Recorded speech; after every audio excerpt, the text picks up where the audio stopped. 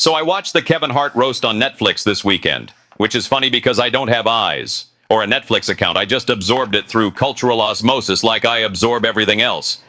Being clay has its perks. But here's the thing, this wasn't even a roast of Kevin Hart. This was a roast where Kevin Hart showed up, sat in a chair, and let everyone roast each other while he occasionally pretended to be offended. It's like just because he wears a size 12 suit, they made him sit at the kids' table while the adults went after each other. Kevin basically said, "Hey, gather round and be mean to each other. I'll be over here." And the lineup. Oh, the lineup. They got every comedian you've never heard of who's ever been on a podcast with Kevin. Oh, and a basketball player. Nothing says roast like inviting your 6'6" cousin-in-law to come. Netflix was like, we need people who know Kevin well enough to insult him, but not so well that they'll hold back. So they got his friends, his real friends. The kind of friends who will tell 8,000 people that you're short and then high-five you backstage. Jeff Ross was there, obviously. Because you can't have a roast without Jeff Ross. That's like having a funeral without a body.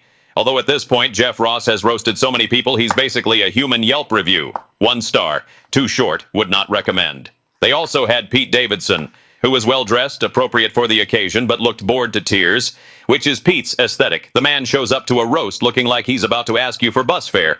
But I respect it. He probably did want to get out of there. Probably was late for a date. At least Pete commits to the bit of looking like he doesn't want to be there. Draymond Green showed up. Yes. Basketball Draymond Green.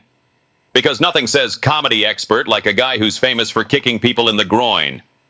Draymond roasting Kevin Hart is like me critiquing architecture. Technically I can do it, but should I? And The Rock couldn't even be there at the start. Dwayne "The Rock" Johnson was too busy to get to Kevin Hart's roast on time.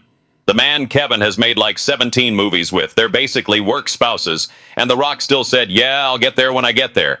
Then he begged Kevin to sit on his lap, to which Hart declined. I guess these guys go by different rules in public, but my favorite part, my absolute favorite part, was watching Kevin laugh at jokes that weren't even about him.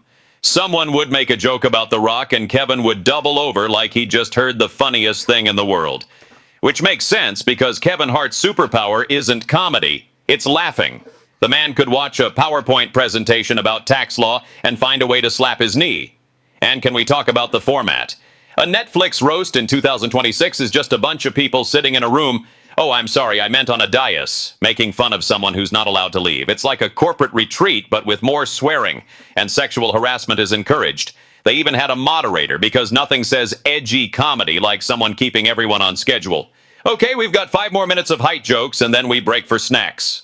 But the real roast was watching everyone pretend this was spontaneous. Like they didn't all submit their jokes 2 weeks in advance for approval. Like Kevin didn't personally sign off on every single jab. This whole thing was less roast and more controlled burn. It's the comedy equivalent of getting a tattoo on your ass cheek. Technically rebellious, ultimately safe. And then.